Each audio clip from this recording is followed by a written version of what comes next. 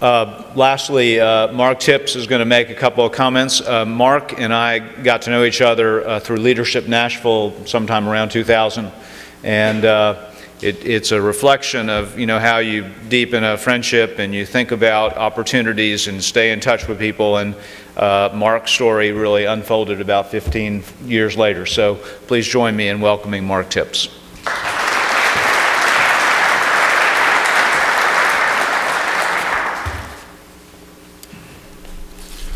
Good morning, and happy Thanksgiving to you. I have to wear glasses now, so let me get those out. As Brad said, he asked me to talk a little bit about my journey to MBA. Before I do that, I've looked out. I know a lot of you, but a lot of you I don't know. And for those I don't know, I'm Mark Tipps. I am the athletic director here at MBA. I teach American government and economics. I coach junior school football and varsity baseball, and I do some other projects from time to time that Brad gets me involved with.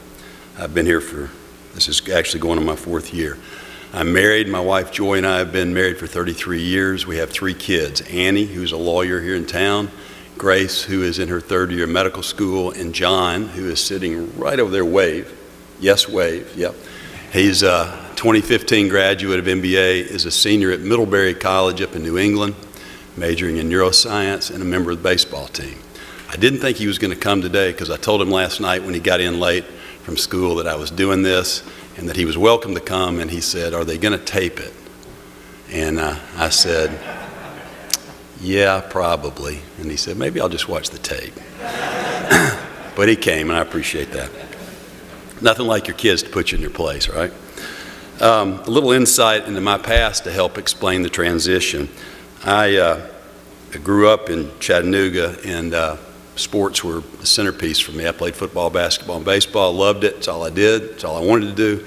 But I had a lot of great mentors and teachers and coaches, and chief among them was probably my dad. My dad was a World War II vet and fought in Patton's 3rd Army, 191st Field Artillery.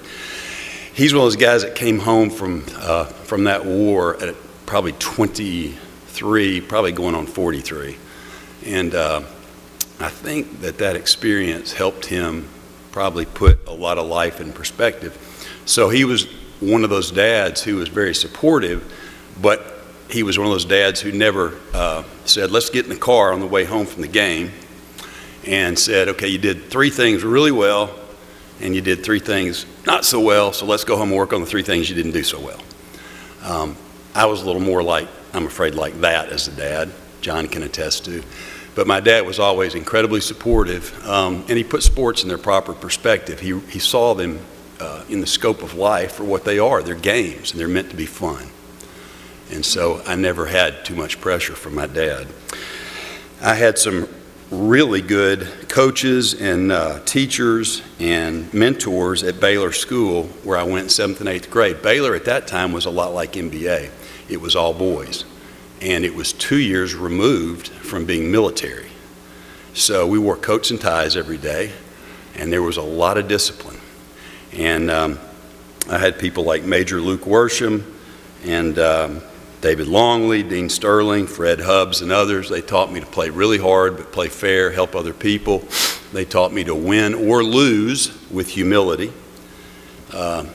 They would not have understood the trash talking that you see today.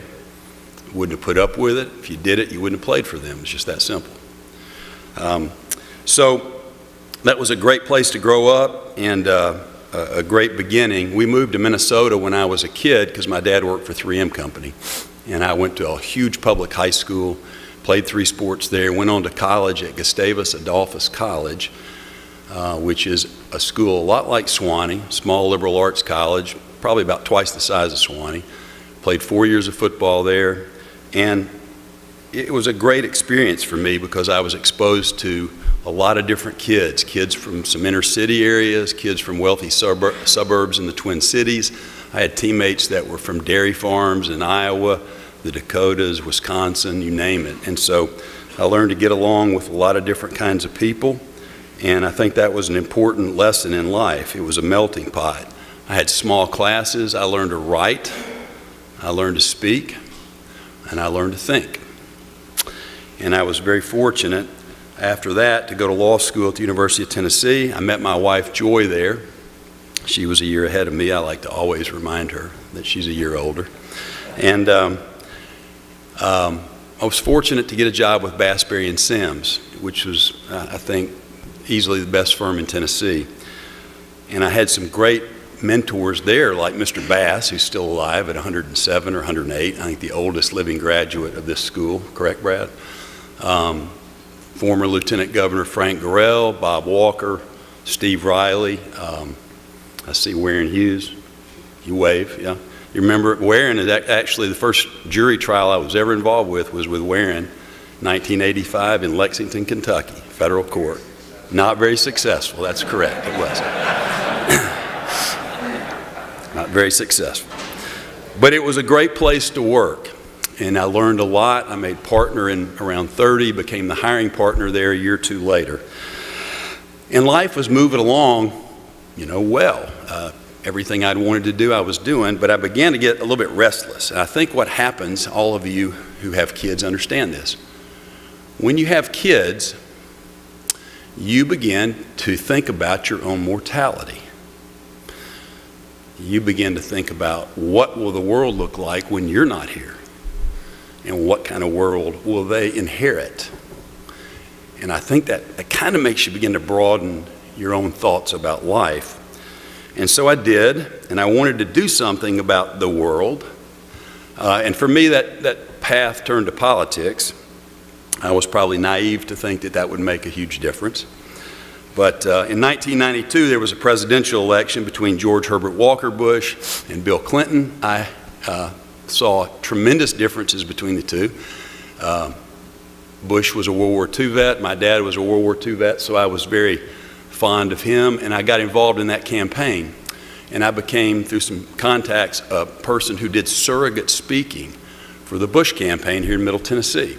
So when there would be debates at the West End Jewish Men's Organization or the Vanderbilt Coalition of Women's Issues, that was a tough crowd, by the way, right there.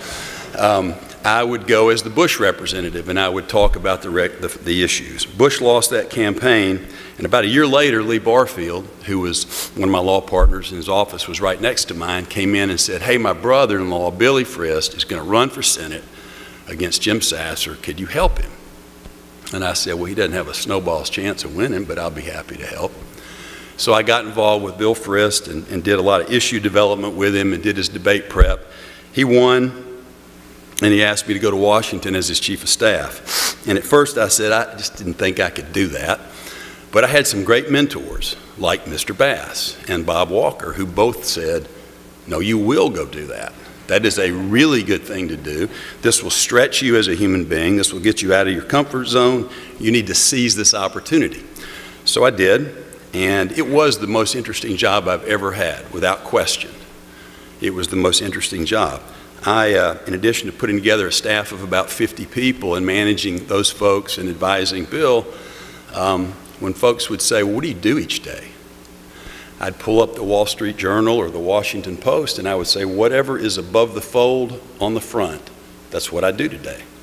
And it was fascinating, and it was really, really interesting. One quick story, the first day we got up there for Senator Frist's orientation, we were walking up, I'll never forget, walking up from New Jersey Avenue up to Constitution Avenue, right in front of the Capitol, and we were supposed to meet a senator for orientation in the Russell Senate building. We get to Constitution Avenue, Frist looks at me, he goes, "Which one of these is a Russell building?" I said, "I don't know. I thought you knew." He said, "Well, you're supposed to be my chief of staff." And I said, "Well, hell, I hadn't been to Washington since I was 7 years old. I don't know where it is." So this young lady walked by us, and we asked her, and she pointed out the Russell building. And the funny thing was, that was 1994. 8 years later, that guy became the majority leader of the United States Senate, which was a pretty meteoric rise, to say the least. I thought I was coming home at the end of 2 years, but there was another presidential election between Clinton and Dole, another World War II vet, and the press broke a story at the end of that about a bunch of Chinese money flowing into that election. On the Democratic side, that became a Senate investigation, much like you see today with respect to the Russian influence, and it became known as Chinagate. And not surprisingly, the Senate picked Senator Fred Thompson to run that because of his Watergate experience. And he needed somebody who was a trial lawyer, who had some Washington experience, and who he could trust. So he came and said, "Will you do that?" And I said, "Absolutely not. Got to go home. I've got to get back home." And once again, some mentors like Bill Frist and Bob Walker and others said, "No, this is something you should do. This will challenge you, and this will be a growing experience for you. And it's an important thing to do." So I did. And I will tell you that it was challenging. It was fascinating. We put on 42 days of televised hearings. We had over 70 witnesses who fled the country or took the Fifth Amendment. Being on national television on 6 different channels at the same time, if you're having any trouble with adrenaline flow, let me tell you, you will not have trouble with adrenaline flow if that happens. In fact, you will not, if you're having any kind of flow trouble, this will cure that.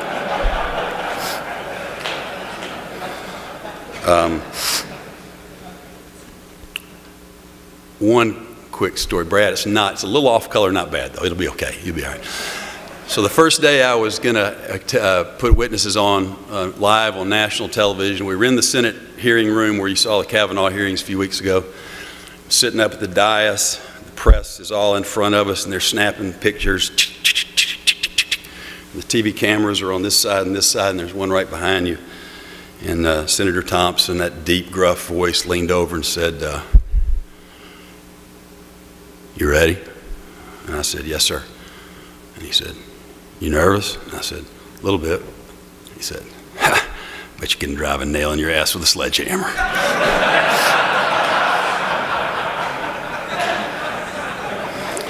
And I think I said something like, "It would have to be a sharp one."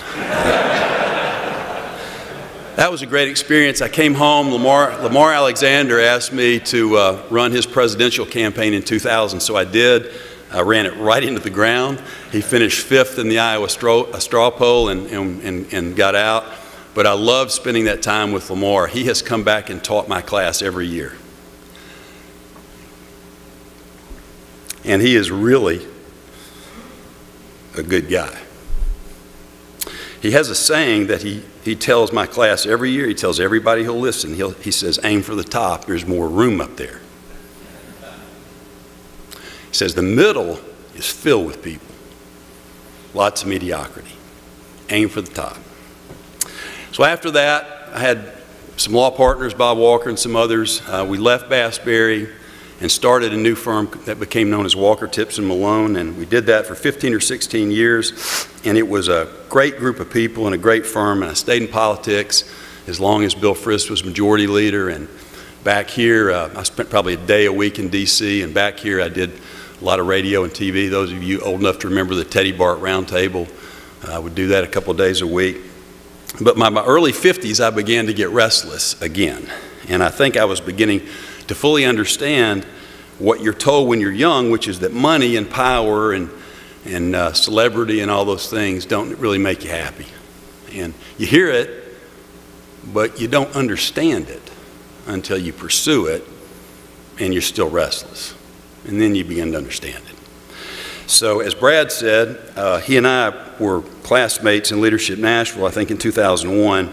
And so I began to talk to him and say, you know, these things that I've pursued are not things that endure. They don't abide. And as I think through my life, what does abide are the people who make a difference to you. The people who are like coaches and teachers and mentors who inspire you and guide you and encourage you. And so I said, you know, those are the things that seem to endure and to transcend time, and those are the people that I think about. So maybe what I should think about doing is that. And so Brad was kind enough to say, well, let's keep talking, and we did for a few years. And in 2015, I celebrated 30 years of law practice. My firm merged with a big firm, 400-plus firm, Butler Snow. My son graduated from MBA, and we became empty nesters. And Brad called right after graduation and said, now would be a good time if you're serious. So I came.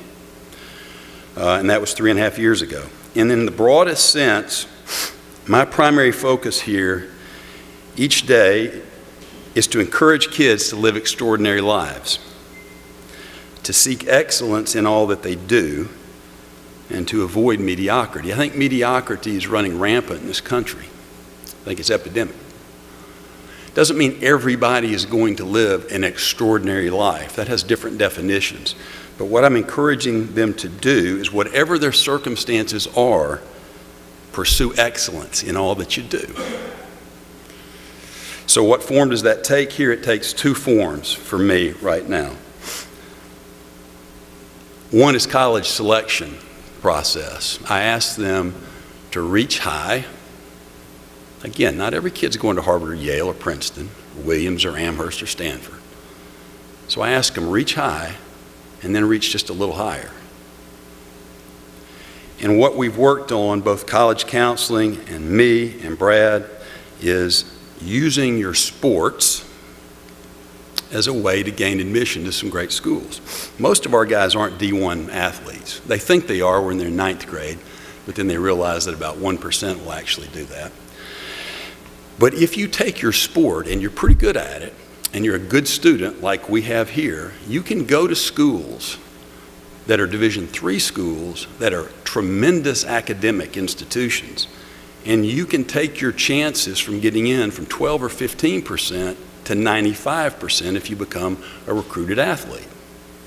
I think my son would tell you he would not be at Middlebury College if it weren't for baseball. No offense, bud. But he had good grades.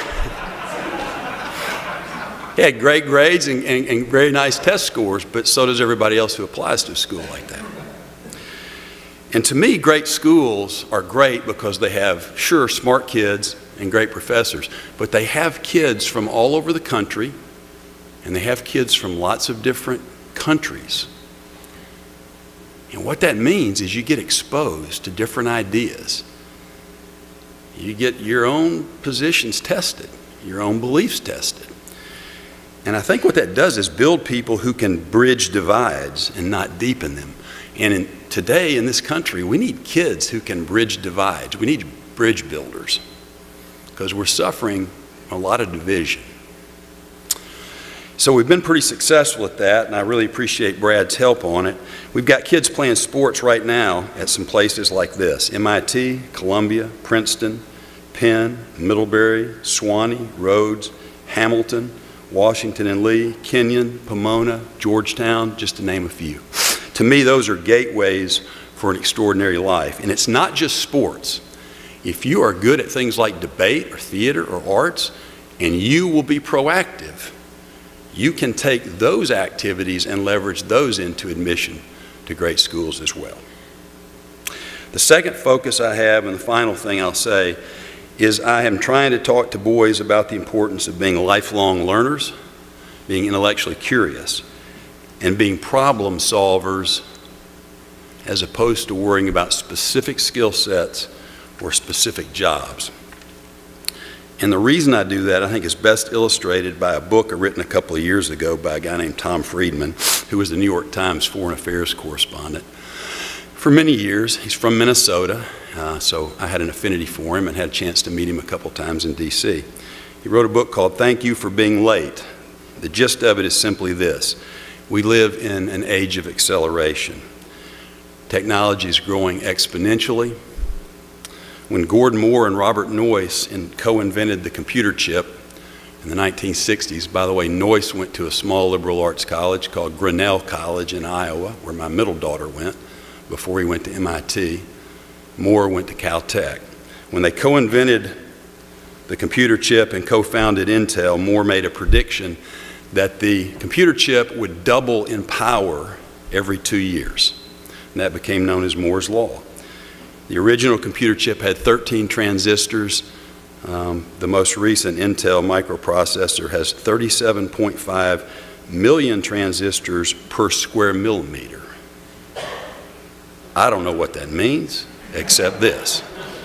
It means that digital technology and computational power and artificial intelligence are outstripping anything we can keep up with socially. Industries have disappeared, new ones will take their place. They will disappear in 3 to 5 years. And so what that means from an education standpoint is that having a high school degree and a college degree that for most of you meant a skill set that would give you a great job for 40 years, that's not going to happen anymore. And what Friedman said in this book, and what I completely agree with, is kids need two things. They need, number one, to be lifelong learners because they will have to continually reinvent themselves. And number two, they need this incredible skill set that's simply called an agile mind. And that means they need to be able to write well, speak well, deal with other people, eyeball to eyeball. They need to empathize, sympathize. They need to be able to communicate, and not with one of these phones. Those are isolators, not communicators. They need to exercise a modicum of judgment and discretion, and if they can do all those things, they'll be problem solvers. And if they're problem solvers, I think they will ride the crest of the wave in the age of acceleration and not be swamped by it. So those are the things that I focus on. Aim high, be intellectually curious, be a problem solver. Reach high when you think about where you're going to school. I still get restless, I won't lie to you, but I think that this work, the encouraging of kids to reach for the sky and lead exceptional lives, is something that will endure, something that will abide. I hope it will. So, on this Thanksgiving Eve, I'm incredibly thankful for my parents and my family and my mentors, and I'm incredibly thankful for the opportunity to be here, and I'm thankful to Brad for letting me have a chance to talk to you this morning, and I wish you a happy Thanksgiving. Thanks.